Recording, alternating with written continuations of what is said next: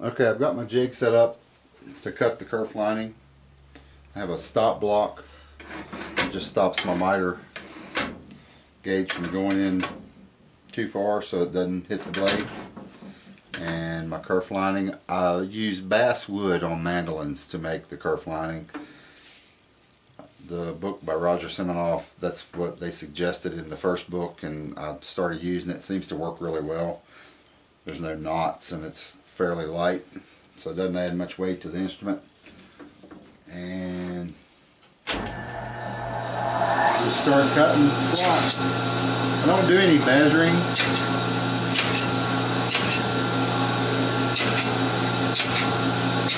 5/16, 3/8,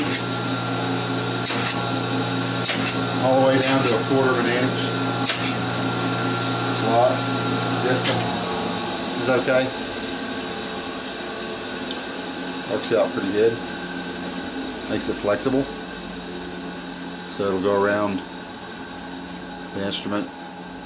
I didn't set the block up perfectly, so it's not thin enough really to get the bend around the F scroll. It wouldn't be cut deep enough.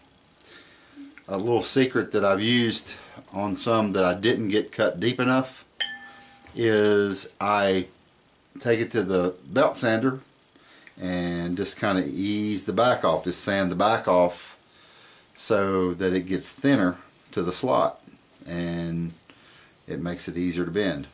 One other thing, when I first started building instruments, I had a cheap, inexpensive bandsaw, one of the ones you get at Home Depot that you can get for less than $100, and it works fine. The only thing is the slot that you cut with that band won't be wide enough to let the wood bend in that F curl. So what you end up having to do is resaw that slot